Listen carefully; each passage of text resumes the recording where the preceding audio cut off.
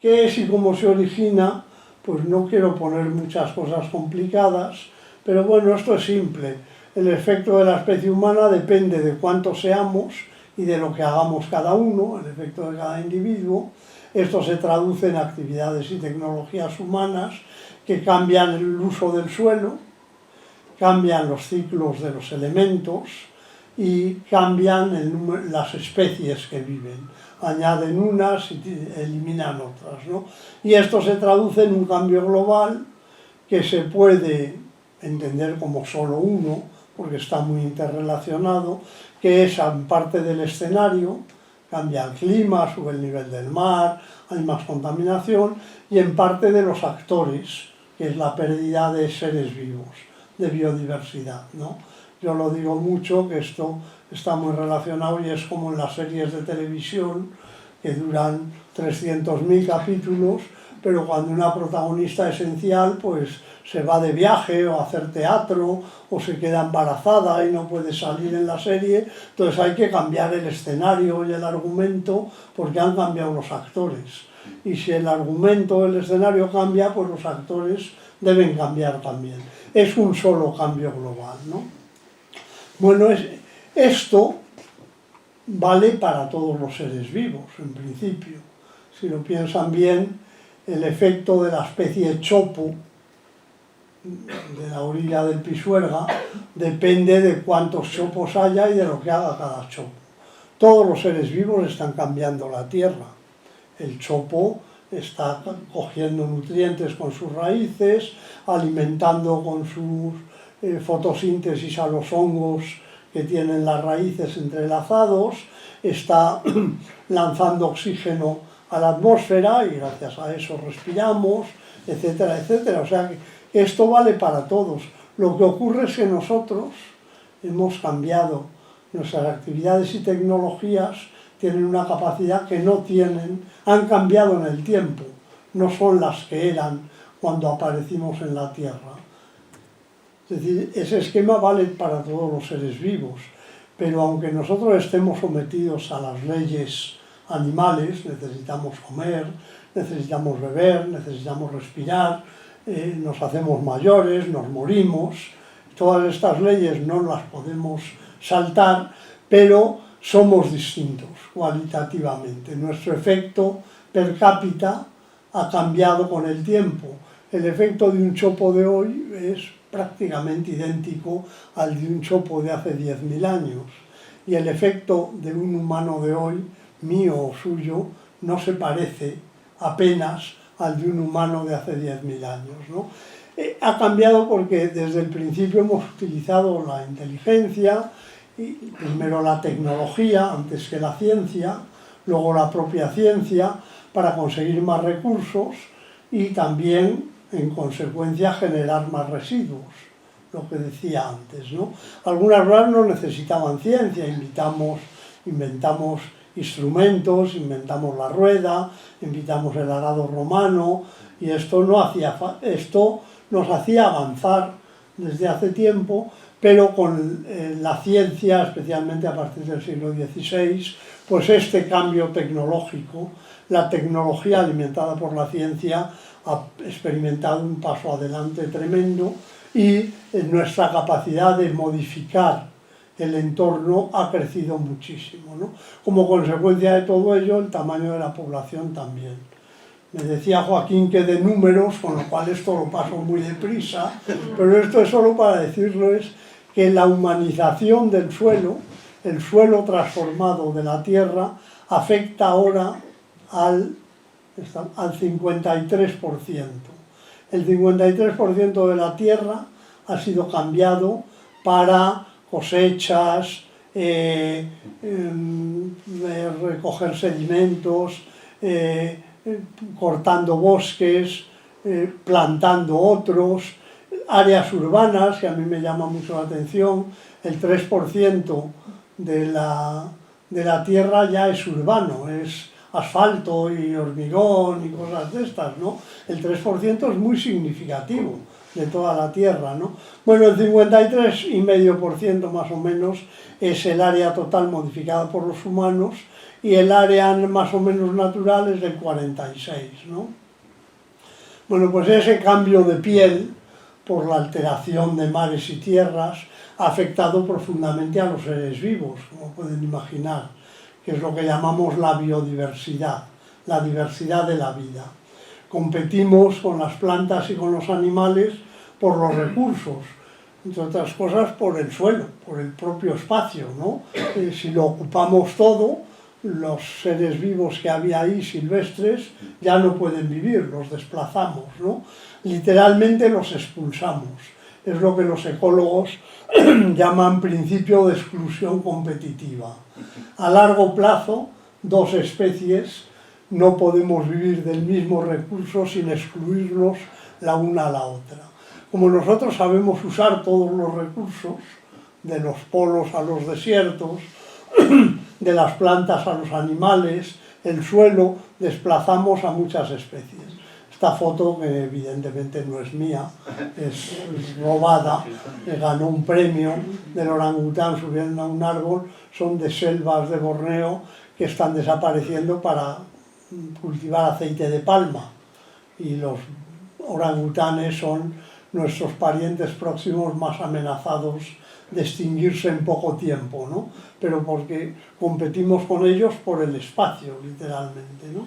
Bueno, esto que también son números y también lo paso, una cosa que me impresiona a mí mucho es que más del 90% de la masa viva, de los kilos, digamos, ¿no?, de mamíferos y aves en el mundo, sin contarnos a nosotros, son animales domésticos.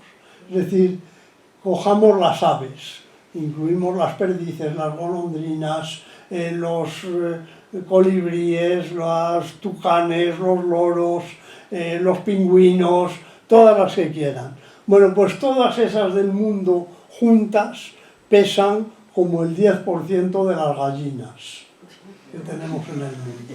Gallinas, algún pato, alguna otra especie doméstica que tenemos por ahí.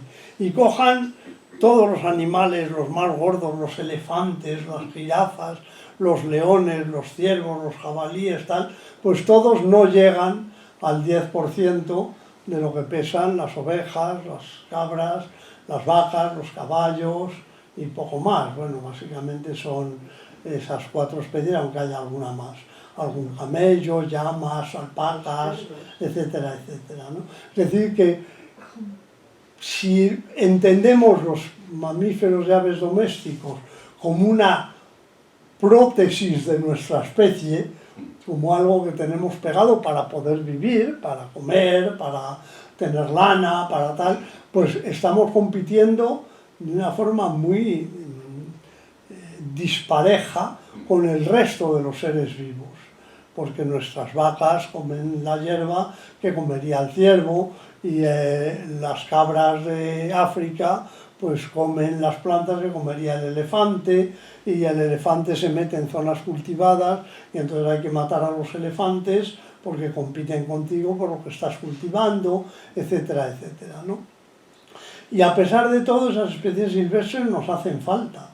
Son las que polinizan las cosechas, por ejemplo. Cada vez hay más necesidad o bien de comprar los servicios de apicultores. Esto en Estados Unidos a mí me llamó mucho la atención ya hace 40 años, cuando vi en los periódicos anuncios de, no son anuncios se vende miel como aquí, sino se alquilan o se ofrecen abejas muy trabajadoras, muy buenas polinizadoras, tal. En Estados Unidos, que todo es a lo grande, donde yo estuve entonces, nos enseñaban en California el campo de alcachofas más grande del mundo, muy orgullosos, y te subías a lo alto del autobús donde nos llevaban de excursión y decías, pues sí, qué cantidad de alcachofas, se perdía la vista, ¿no? Bueno, para que eso se pueda cultivar hacen falta insectos que no pueden vivir solo de las alcachofas. Entonces, en la época de las flores hay que llevar abejas a los almendros, a los tal, porque los insectos silvestres no son capaces de polinizar. En Japón se está polinizando mucho a mano, con pinceles. Ya la gente trabaja polinizando las flores porque faltan especies silvestres sustituidas por ovejas, ¿no? La dispersión de semillas también, los animales básicamente también, el viento, siembran, plantan árboles, arbustos. Cada vez que nace una planta en algún sitio es porque alguien ha llevado allí la semilla. El agua, el aire, el viento, o un perro cogida en el pelo, o un pájaro que ha comido el fruto y luego regurgita la semilla, ¿no? Entonces nos hacen falta para regular la atmósfera también. Hablábamos de los chopos, pero de los árboles en general. Las bacterias en el mar están generando oxígeno que otros respiramos luego y ellos lo devuelven a la atmósfera. Bueno, estos son gráficas de cómo el proceso de extinción se va acelerando entre el 1500 y el 2010, de trabajos científicos, pero que me lo voy a saltar. Esto sí que me gusta contarlo porque también el que primero lo dijo entre los científicos, aunque luego no se le atribuya a él el mérito, fue un vallisoletano, fue José Antonio Valverde, el creador o el primer defensor de Doñana, primer conservador del Parque Nacional, vivía en la calle Correos, era taxidermista, como su hermano Carlos luego. Bueno, José Antonio Valverde era un hombre, sus hijos al menos toleran que se diga, no sé si toda la familia, que no había estudiado, se hizo biólogo y doctor muy rápidamente porque era muy listo, muy inteligente, muy inquieto, muy preocupado por la naturaleza y con gran capacidad para aprender, autodidacta. Pero esto le permitió liberarse de los esquemas que todos adquirimos al estudiar. Al estudiar te encorsetas con lo que es verdad, que es lo que te han enseñado tus maestros, y te resulta más difícil pensar por libre, ¿no? Valverde inventó muchísimas cosas muy brillantes porque no estaba encorsetado. Se le ocurrían muchas cosas, algunas eran disparates y otras eran brillantísimas. Una de las que se les ocurrió, que parece elemental, y ustedes me dirán, no me digas que eso fue un invento. Pues fue un invento, nadie lo había dicho en los años 60 del siglo pasado, es que en la naturaleza nadie, ningún ser vivo, ninguna planta, podía vivir gastando más energía de la que obtenía. Parece de perogrullo, ¿no? Pues nadie lo había dicho, nadie lo había percibido, ¿no? Valverde inventó una cosa que llamaba el índice de apetencia, y es que las cosas, a un lince en este caso, le apetecen más cuando la desproporción entre lo que te rinde y lo que te cuesta obtenerlo es más alta. Si rinde mucho y cuesta poco obtenerlo, te apetece mucho. Si rinde poco y te cuesta mucho obtenerlo, el índice de apetencia es muy bajito. Y es cero cuando se equiparan las dos cosas, y es negativo cuando te cuesta más obtenerlo de lo que te da. Un corzo le da mucha comida a un lince, pero cuesta matarlo y arriesga al matarlo, porque el corzo se defiende, es mucho más complicado matar un corzo que un conejo. Entonces el lince en general prefiere matar conejos, porque el conejo le cuesta poco y le rinde lo suficiente, ¿no? Bueno, pues esto es elemental, dirán ustedes. Bueno, pues nosotros, los humanos, actualmente invertimos 30 calorías para obtener una caloría de alimento. Es decir, estamos funcionando de una forma completamente antinatural. Y además, eso aumenta muy deprisa, se ha cuadriplicado desde 2970. Nuestros abuelos, en Urueña o en Sedano o en otros sitios, invertían poco más de lo que les costaba. Les costaba muchísimo, pero obtenían lo suficiente para comer. Cultivando el suelo, esperando, venía la tormenta o venía el granizo, se llevaba la cosecha y lo que habías invertido se iba abajo y obtenías menos, pasabas momentos donde ese índice era negativo, te daba, habías invertido mucho y no te rendía. Bueno, ahora mismo invertimos 30 para obtener 1. Es una práctica muy antieconómica que lo hacemos con una frase que me ha gustado mucho, la he leído hace poco tiempo, llamo poco tiempo, unos años, que lo llamó un Enric Sala, un catalán que está viviendo e investigando en Estados Unidos, dijo que es una estafa piramidal. Y me gustó mucho cuando lo leyó, me parece muy acertado, ¿no? Conocen lo que es la estafa piramidal. Uno dice, invierte aquí 100 euros que te doy 300 en 2 meses. Y es un chollo, pues tú lo pones y te da 300, oye, pues funciona, me los ha dado, eso se corre y ya dice, dame 300 que te doy 500, que es que estás rindiendo un poco menos. Y vas juntando dinero, pero el que juntas es el que das. Y en un momento dado debes tanto a los que están dándote que te tienes que fugar a América y hacerte la cirugía estética para que no te reconozcan, intentar que no te pillen, ¿no? Bueno, pues nosotros estamos haciendo una estafa piramidal a la naturaleza. Lo que hacemos es gastar mucho más de lo que obtenemos, emplear 30 calorías para obtener 1, y eso pagarlo con capital natural. Lo pagamos modificando la naturaleza. Es decir, en algún momento nos va a faltar capital para responder a esas necesidades.